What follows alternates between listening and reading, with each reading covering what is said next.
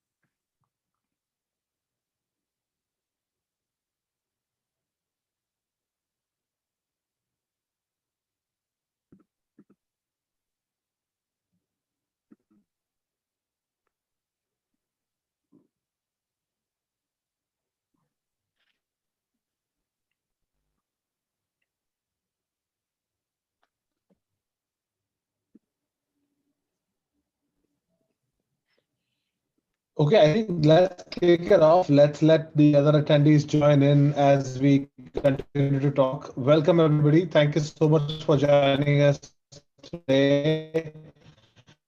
We have Rishi with us. We're going to talk about the one secret, the big surprise, the big reveal of what's going to get. First of all, I would like to introduce everybody with, Rishi to everybody. Basically, somebody who comes with very rich e-commerce experience and solves, the one problem of conversion rates ridiculously well and in a very, very special way. As scientific as the problem of conversion rates is, and most companies attack the problem very scientifically, Rishi has a art plus science take to the solution of the problem. As hundreds of the clients, hundreds of companies that have worked with Rishi would agree, his way of solving this is ridiculously effective, obviously. And I think through this session, we will let everybody understand here what is it that he does. I don't want to spill the beans just yet. I think it's the reason we are doing this webinar itself is super special. So Rishi, welcome. Thank you so much for joining us. Thank you for finding time to share everything with us. No, I'm super excited, Shekhar. Thanks for having me. I think this is a topic that is very close to my heart, and I'm looking forward to sharing all my secrets. Awesome. Just a quick note for everybody who's attending the webinar right now. We have something really special planned for everybody who's joining us today. It's sort of a giveaway on both ends. I request for you to put information over email after the webinar so that you can, of course, opt in for the giveaway. I'd like to jump right in and first of all, talk about why is it that we decided to do this webinar and, why this topic really came about. Just as a backstory, Rishi and I met, some time ago, and we were talking about personas and e-commerce entrepreneurs that him and I have met over a long, period of time in both of our careers in e-commerce. ConvertCart, and in the context that I've been working with ConvertCart, we've worked with more than 700 companies now, almost all of them more than 6 figures, more than 7 figures actually. And, we've solved thousands of problems for them, but we also draw a lot of inspiration from the hundreds of entrepreneurs we've worked with. And we found an uncanny resemblance, in all of these people that we've met, and sort of their inability, or you can say, from their vantage point, how it was really difficult for them to look at their own business in a critical way and truly understand where the problem is. So Rishi, you want to weigh in on why we chose to talk about this? Yeah. So the principal issue is that the creator or the inventor is so close to their invention that they naturally develop blind spots, and they're unable to actually sometimes see what the solutions are to their marketing puzzles. And I think that is something that is with hyper intelligent and hyper driven inventors and entrepreneurs, this is kind of something that just happens naturally. And I think this is where an outside perspective can just fundamentally disrupt conversion rates. Absolutely. So I really want to sort of get deeper into understanding everything that we're talking about today, and this naturally roots from the fact that we want to understand the problem from two amazing examples. I think, Rishi, I'll hand this to you. Why don't you just jump right in, walk us through the two stories, or the ice shaker probably first, and then the other one, and then we can go from there. Can you see my screen shaker? Yep, absolutely. Okay, so what we're gonna do is we're gonna switch back and forth, and essentially I'm gonna talk about one of our clients, Iceshaker, and they were on Shark Tank and they got funding on Shark Tank, and we'll also talk about Squatty Potty. So we want to take these Shark Tank stories and talk about the conversion optimization work we did for these Shark Tank brands. And this applies, of course, for any company, but we wanted to pick examples that you guys might be familiar of from the show. So I'm going to kind of move to the next slide. So let's talk about Iceshaker. So what was happening in their case was, or what is happening in their case is that bulk of their traffic is mobile, and this is a trend that is secular and it's across all e-commerce. Mobile sales and conversions are the most important thing. And what was happening was that we were driving people to a really important category page where we were essentially giving an elevator pitch for what the product does. And because it was a mobile version of the page, the thesis was that, listen, we need to compress this very quickly. And our theory was that the counter theory was that, listen, people have questions. And if we cannot answer those questions, then they will not buy from us no matter what the layout issues are. And so what we did was we came up with a test treatment where we actually pushed the products much lower on the page, which, as you can imagine, is a pretty controversial move, but we ran it as an A/B test. And what we did was we dealt with objections up front. We knew that people that were coming here had some objections, and we wanted to address those objections up front. So we wrote this copy and we got a 14.8% lift in revenue. And that's kind of how this is our approach to conversion optimization. What we've really done at a very simple level is we've injected a product story which did not exist previously. And that's where I believe that the impact took place. The next one we're going to talk about is Squatty Potty. And I think Shaker's going to talk about that briefly, right? Yes. And I want to sort of, double down on what you just said to make sure that everybody gets the context really well. But the bottom line really here is that, for what you just did with Iceshaker and what, we've been doing with Squatty Potty, if you go to the next slide, Squatty Potty really made it on the map when they did this video of this unicorn taking a poop and, ice cream cones coming out of that. So this is what put them on the map, right? This is what got a lot of attention to them. But what it really comes down to, with when it's about success in business in general, is not just getting the attention. It's also what for there to be success in that equation, you've got to segue from attention to story, and then of course to a call to action or whatever it is that you want the customer to do, whether it is money you're trying to raise, or if it's a transaction you're looking for, or anything else that you may be looking for. Squatty Potty has done this ridiculously well. So what we've managed to help them do is they're not selling stools, first of all. At no point for the brand will you see, an angle where they're talking about, the benefits of using the stool or so on and so forth, right? They're talking about how you can turn, poop into gold. And how, the journey really began from a small town, and, it's this family that's trying to solve bathroom hygiene and just generally, helping people get better at picking up the right kind of habits when it goes to pooping. And, they put themselves on a map with that. And I think what really happens is they create a lot of buzz. They get a lot of attention because of the marketing they do. That attention segues into a story. And then I think we know what happens. Our kids know about it. Everybody knows about Squatty Potty. And I think this truly articulates what we are onto here really well. And Rishi, I think you can take it from here. Right. And the point we're trying to make with both of these Shark Tank contestant stories is that while having a story is so, while having passion is so important, and the fact is you really have to think about this from the perspective of how am I creating a product story that connects with my audience and then affects them, connects with them emotionally. And that's really like the core focus. And, kind of expanding that analogy from Shark Tank to your actual business is the fact that, on Shark Tank, you are selling on to sharks, but your website also is like a Shark Tank. You have thousands of sharks that are on your website that are deciding if they should, for the very first time, make a purchase on your website or not. And every visitor is casting a vote on your invention. So the same principles apply. So essentially, you're essentially dealing with a Shark Tank on steroids on your business every single day.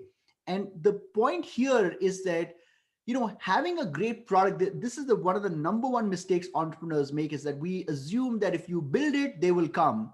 And I would make the argument that having a great product is just simply not enough. If you look back, if you're old enough to look back at the story of TiVo, it was an invention that fundamentally changed viewing TVs, but it was a complete commercial flop. Segway, same story. And so if you contrast that to Apple was not the first MP3 player inventor, yet what they came up with was a story hook that was the most concise way of selling something new to buyers, which is 1,000 songs in your pocket. And it fundamentally transformed how we consume music, even though they weren't the first to invent that mechanism. So clearly, if you look at these two examples, it's very clear that the difference is the story. And that's what we're trying to emphasize here, is how we need to really focus in on our product story. So what we're going to talk about now are 4 essential guiding principles. The first one is to develop your story. So you kind of like have to kind of look inwards and ask yourself, what is so fundamentally unique and innovative about what I've invented, what we have created, and really think about that deeply. So the first thing is to develop the story, and we're going to actually talk later in the presentation about how the actual mechanisms you can use to develop a story. But for now, let's just kind of create a placeholder for the fact that you need to develop a story. The next part of it is we need to figure out, where do we introduce our story? So in the case of Squatty Potty, they introduce their story very high up in the funnel. Whereas in the case of some other brands, you might want to introduce a story when the user is more engaged, maybe when they get to the product page, or maybe when they get to the category page. But the thing is that you're not supposed to just have this conversation about where do we introduce our story. This is something that we need to rigorously A/B test. And so a tool like ConvertCart would be perfect for running those kind of A/B tests, so you can identify at what point is the introduction of my story driving the best impact on conversion rates. And that's the core question. Excuse me.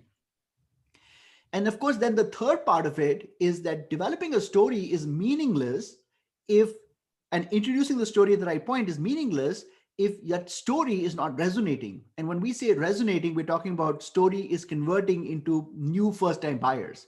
And so how do we know if a story is actually driving impact? Again, we get back to A/B testing. If you cannot test and validate the impact of your story, the story is meaningless. And so we just wanted to kind of underscore that point. We will get into more details as we move forward.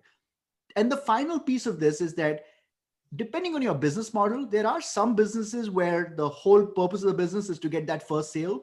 But then there are other businesses that are built on lifetime value, especially if you're talking about a product like, a health supplement, for example, or spices, or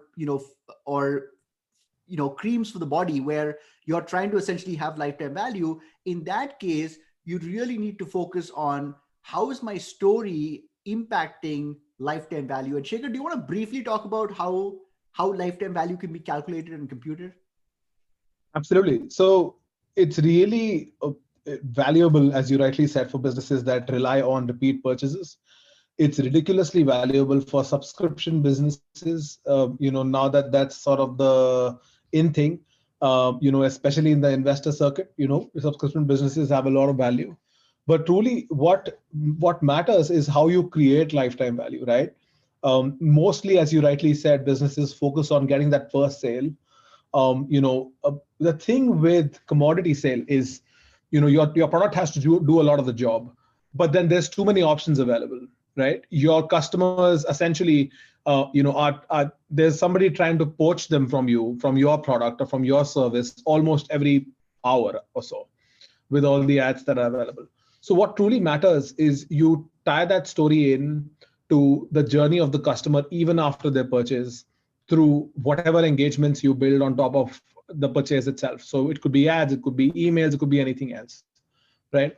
And I strongly recommend, even for the brands that have a repeat purchase frequency of even a year, like where the customers buy from them once in a year, even for them, focusing on this metric is make or break, because this is a metric that the investor community and general businesses should take very, very seriously.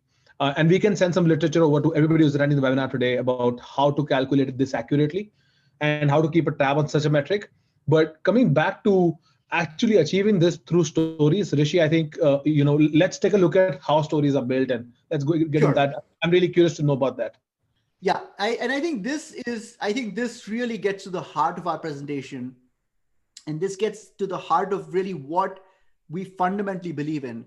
I believe that there is no doubt, and Shaker and I have many discussions about what part of the funnel matters the most. I think there are many different answers to that question.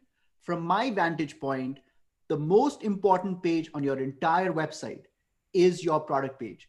If you have 10 different products that you're selling and a user comes to one of those product pages, what they're basically saying is that I have seen all 10 products that you have, and I care about this one product. So for me, as a marketing guy, the job is clearly defined. I need to convince and convert the shopper right now. Now, when the user is on the product page, what they're really telling us by their activities, that they're saying that this is interesting. And what I need to do is, using your product story, is to get them from this is interesting to I'm ready to buy. It's a very fundamental transformation. And as you can imagine, there is nothing that your team can do in terms of marketing that is more important than this fundamental switch of taking a prospect from this is interesting to I'm ready to buy. Therefore, I've invested my entire career and every waking minute to think about this question and meditate on this question at a very, very fundamental level. Now, how do we actually make that transition? How do we make that transformation take place? So I believe that there are two aspects to a story. Why we exist is one aspect, and why this product must exist is another aspect. And they are both super, super, super important. Because when a user, keep in mind who we are talking about. We're not talking about converting buyers that already know who you are. Those people are already motivated and are buying from you no matter what. You don't need to hire a conversion expert to help you with that, because those sales are already happening. Those people, even if you took your design of the website and made it 50% worse, they would still buy because their motivation level is very high. They've either tried your product previously or their best friend told them that they have to buy it. So that's a totally different scenario. What we're interested in affecting are people that have never bought from us before. So they have a problem. Our product story connects with that problem, but they've never bought from us before. Those people, think of why we exist and why this product must exist as a relay race, where the first hurdle, because long before the shopper is ready to buy a product, they're basically asking themselves a different question, which is, why should I even invest any attention to this website?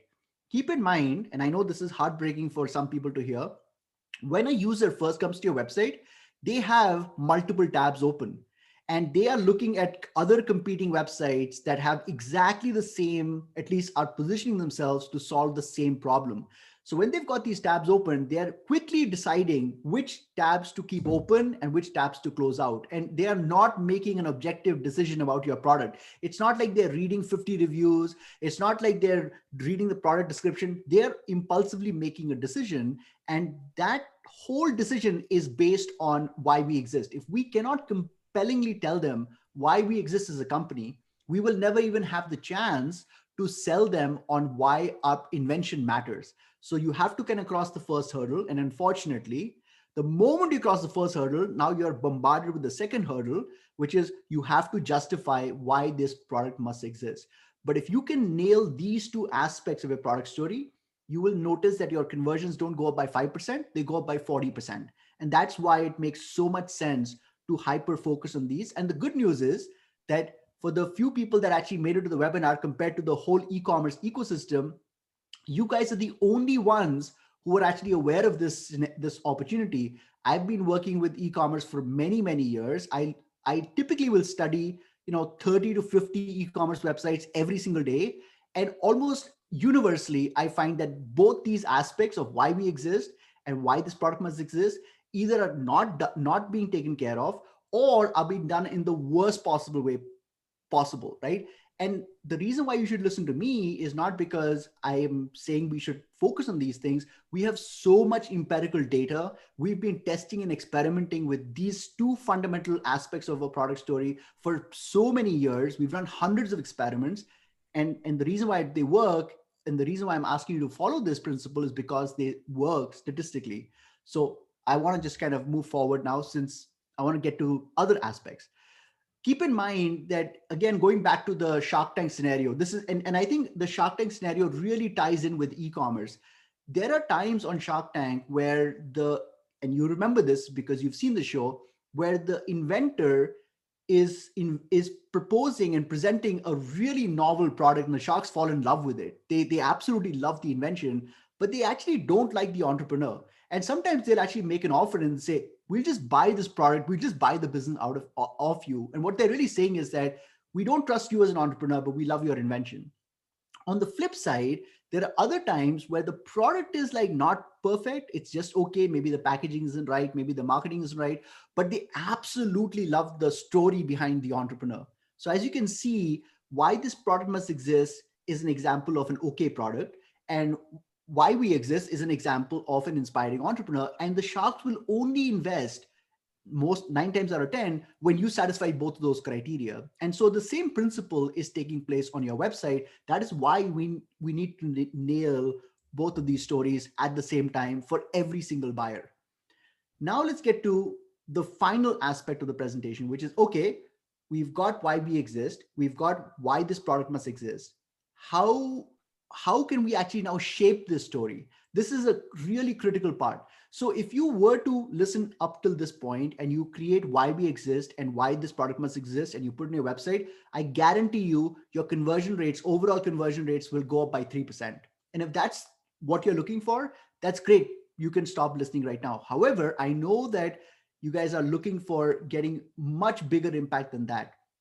And that's where these 9 core principles allow us to shape the story in a way that really makes a difference. Think of it as the difference between a good script and a good movie, right? A script is all said and done, it's not a movie. And if you really want to kind of make it an effective movie, you have to write the script in a very specific way. And I'm going to quickly breeze through the 9 fundamental things that we've learned about the mind of the buyer.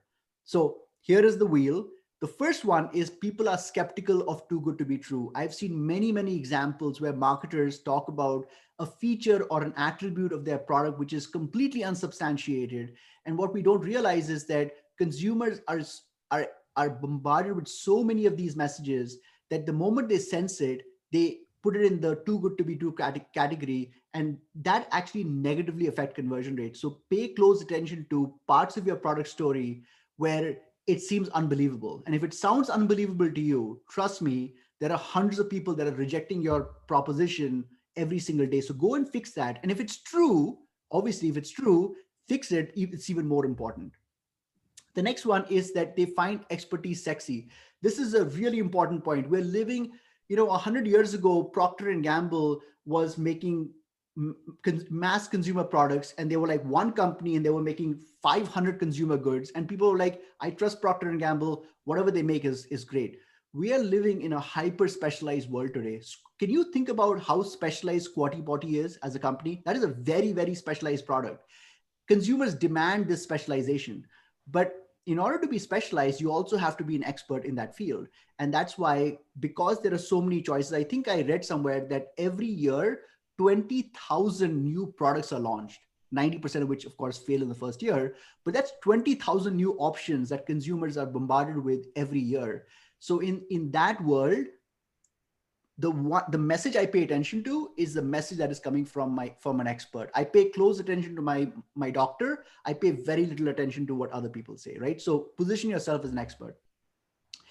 This is the other aspect, is that people root for people who beat the odds. We all love a hero story. Nobody wants to, we don't feel excited about a company that says, oh yeah, we succeeded with everything we did from day one till where we are today, because that doesn't connect with actually the human story.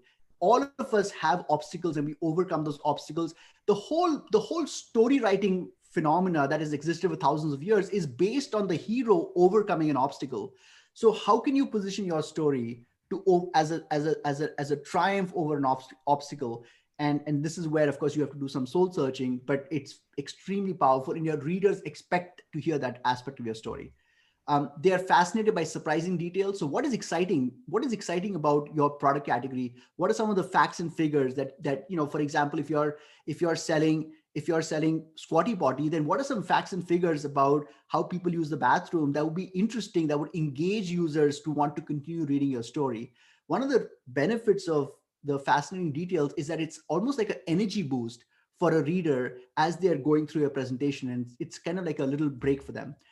We are visual animals, so whenever you can add a visual element, we need motivation to break habits. Number one reason why people don't buy is because they conclude that I'm just going to continue living my life the way I did.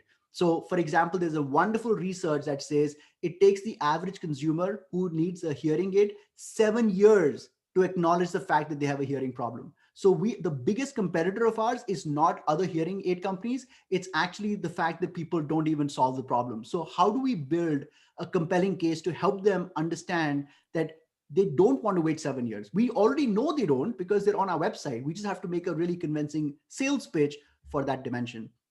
We all love personalized experiences. This is the reason why Procter & Gamble is struggling today, because they have the same generic message for all of their products. People want to know specifically how this product was made for someone like me. So how can we personalize it? They like knowing that they've discovered something unique and rare. Nobody wants to buy a commodity, even though we do buy commodities, but we want to believe that it's not a commodity. And then finally, if there are negative thoughts in their mind, maybe their negative thoughts are about your shipping prices, maybe your negative thoughts are about return policy, there's a whole bunch of negative thoughts that they could have about your product. If there is even one negative thought that's remaining within their mind, I can guarantee you, they will 100% not buy. So you need to surgically figure out what those negative thoughts are, and then to objection bust them, so that that's no longer the case. So that was our framework for how we do product story shaping. So we've talked about the two aspects of the story, and we've talked about how to actually formulate a story so that it maximizes conversion rates. What I want to just mention over here, again, going back to what ConvertCard does as a tool, this is why ConvertCard and what I do are have such a symbiotic relationship, because coming up with a story is fundamentally important, but then testing and validating that story is such a critical part.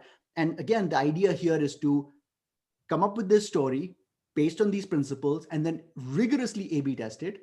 And then what's going to happen is that you then go back to the drawing board and you adjust the dials, these 9 different dimensions or these 2 aspects of the story. These can be adjusted in thousands and millions of permutations. Keep on adjusting it and then measure it again, and keep on doing that process till you've created the highest converting website in the history of mankind. I'm sick and tired of this idea of people saying that, well, my conversion rate is 4%, industry average is 4%, therefore I'm good. No, you're not good. Why isn't it 20%? Do you know that Amazon has a conversion rate of I think it's 40%?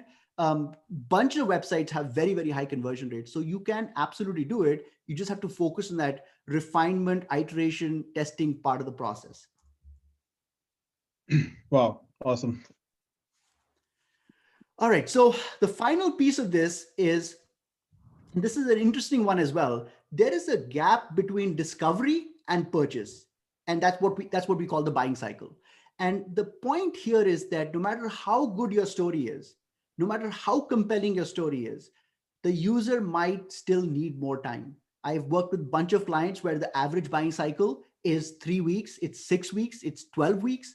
And so if the buying cycle is 12 weeks, there's nothing I can do as a storyteller that will actually get people to buy today.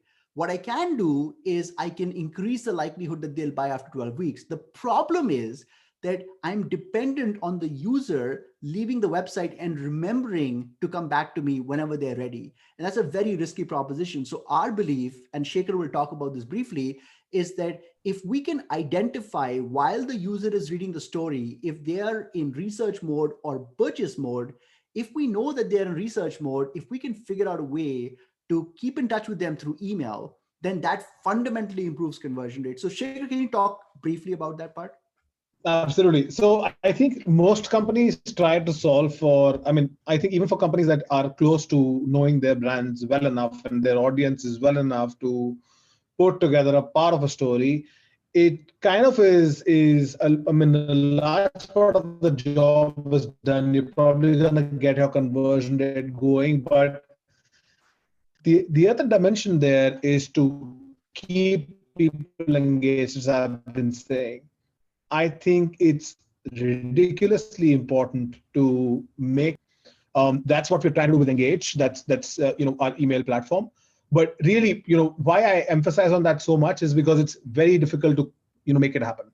I see companies using email software, email tools, the likes of some of the biggest SaaS companies out there, like maybe a Mailchimp or a Klaviyo and whatnot, but failing to actually differentiate themselves. Right? It's if you have an amazing story on your website, and then you end up, imagine if you were on Squatty Potty or any of these other sites, they tell you an amazing story. You watch a couple of really nice videos, you're telling your friends about it, and then you get a template crappy email from them offering you a 30% off for Thanksgiving with no context, no branding whatsoever. It just breaks the experience. And I think most brands want to do that, but they're not able to do that because they don't have the expertise, the time to A/B test with emails, with the story itself, as you said. And I think that's where it sort of goes, it breaks down. So it's ridiculously important to attack that angle. And I think, Rishi, what you've I think this is amazingly insightful. I couldn't pitch in because I was just listening to everything that you were throwing at us. We do have a couple of questions coming in. One of them would be is what are some of the good examples of real brands telling a good story? I think we all know a few, but if you could sort of share a couple of brands that you really like, you think they've done a phenomenal job, what would those be? Yeah, I'm going to give not a great response, but it's the one thing that comes to mind. I would say that in my experience for mass consumer goods, I would say Dyson has done an incredible job crafting an amazing story and building a multi-billion-dollar brand from simply saying that we believe that things should work proper.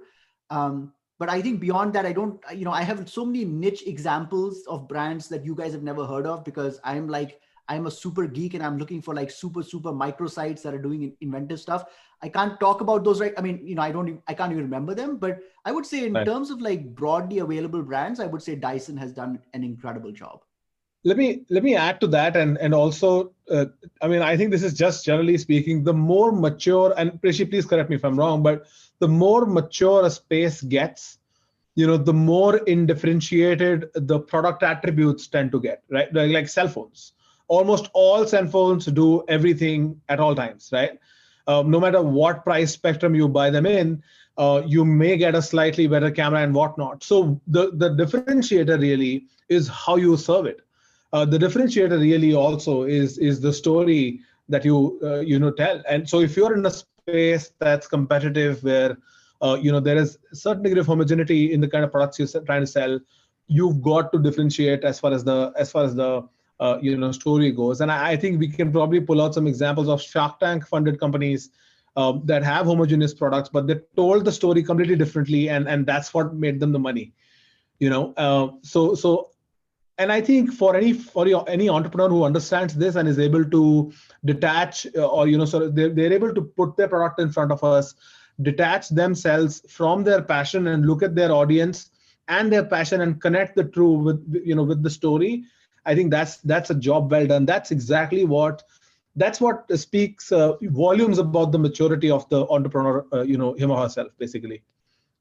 Yeah, and I mean, to just add to your point, I think mature brands, obviously, or commodity spaces, there is a challenge. But I would say that the story opportunity is everywhere. Even if you are super niche and super specialized, a story will get you further.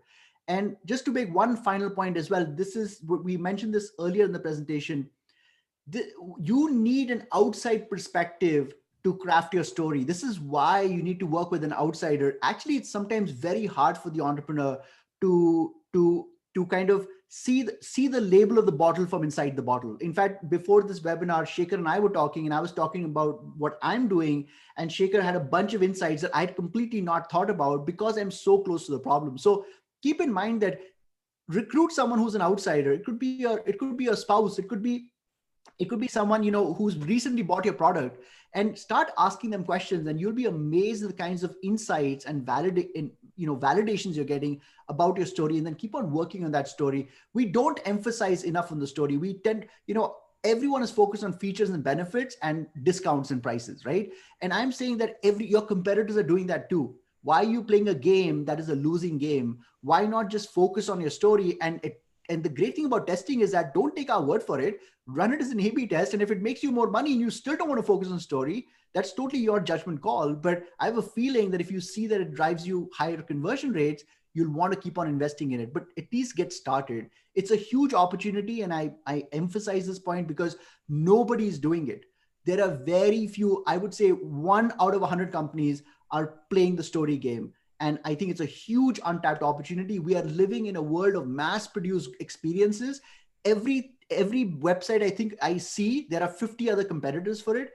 The only way to differentiate is through a compelling product story that connects with the buyer. It's not about just a story for the sake of the story. It needs to surgically connect with the buyer, which is why an understanding of buyer psychology is fundamental. And that's why we put this presentation together. Awesome. So I have one other question, which is an interesting one, Rishi, and I could probably answer that if you long. So what would be some good examples of brands or products that nail the answer to why this product must exist? Okay.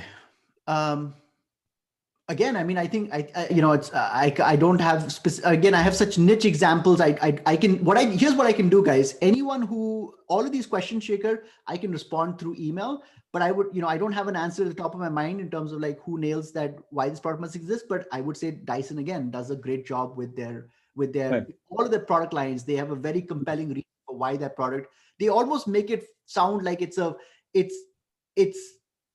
spiritual need for that product to exist. And that's kind of what you're trying to do as well. So to add to that, and I think the same gentleman also tells us that, the Amazon conversion rates are really high, and this gentleman seems to have bought, Squatty Potty off of Amazon. So do we feel that Amazon can be a good storytelling platform? So I want to answer that later. I want to first talk about the brands that do tell a great story. There's another brand that got funded on Shark Tank called Potato Parcel, where you can get your friend's name written on a potato to send them over to them.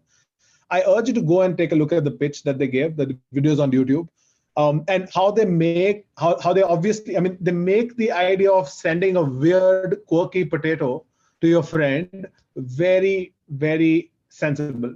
You will want to send one. And I know the owner really well. They work with us, in fact. We've had to help them with the, boosting conversions and whatnot. But and the reason, and I was going to go to the next thing, you didn't, I don't know if you discovered Squatty Potty on Amazon or not. If you did, fantastic, that there may have been a need for something like that. But Squatty Potty is, the discovery may have happened somewhere else, where you may have read the story about Squatty Potty. That's what convinced you to go for it in the first place. Whether you made the transaction on Amazon or somewhere else is immaterial after that point. But as far as Amazon goes, I think there's plenty of avenues there to be able to tell a story. It's actually already trumped Google in product searches in the world. So if anybody is looking for products in the world today, Amazon gets more product searches than Google.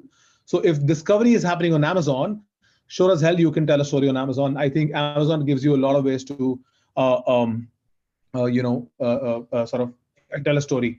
I'll just take a look at a couple of the other questions that are there. In addition to A/B testing, how else would you recommend testing the product story, especially for low traffic websites? Rishi, you have any suggestions there? I mean, it's a tricky thing. I would say that, obviously A/B testing is the only way we practically do it for clients. But I would say that if you have a small website, there's a whole bunch of qualitative methods you can use to test the story.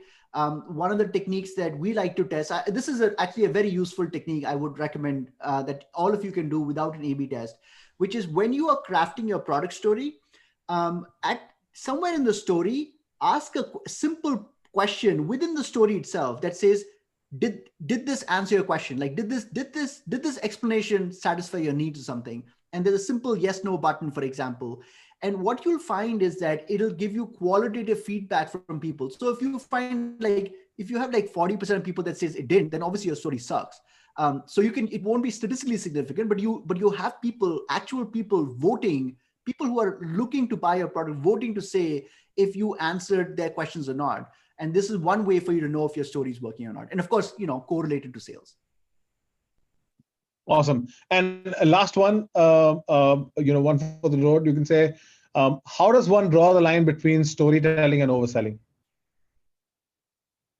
I would, we would obviously have to test and validate, but I think the key thing here is that when the story comes across as being inorganic, when it sounds synthetic as for the reader, I think then you've crossed the line. You've kind of oversold more than what the reader was expecting. So when we talk about storytelling, we're talking about it uniquely and specifically from the perspective of a story that the buyer cares about. Nobody cares about your story for the sake of your story.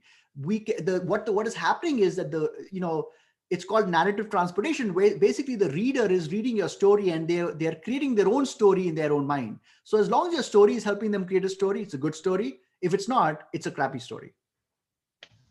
Awesome.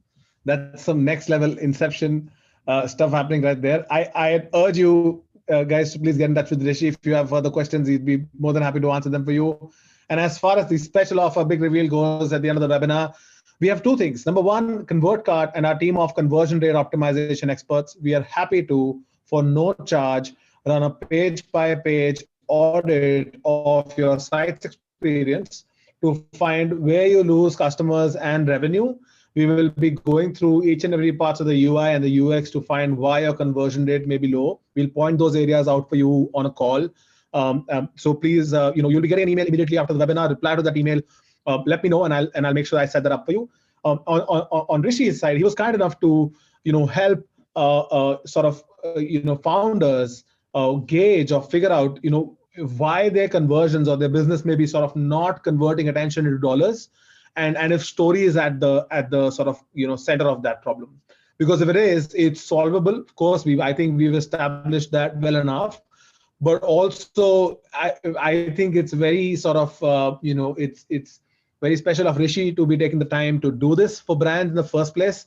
So thanks a lot, Rishi, for making this happen for us. And thank you so much, everyone, for joining us. We wanted to keep this short. I know there's a lot of webinars everybody's been attending.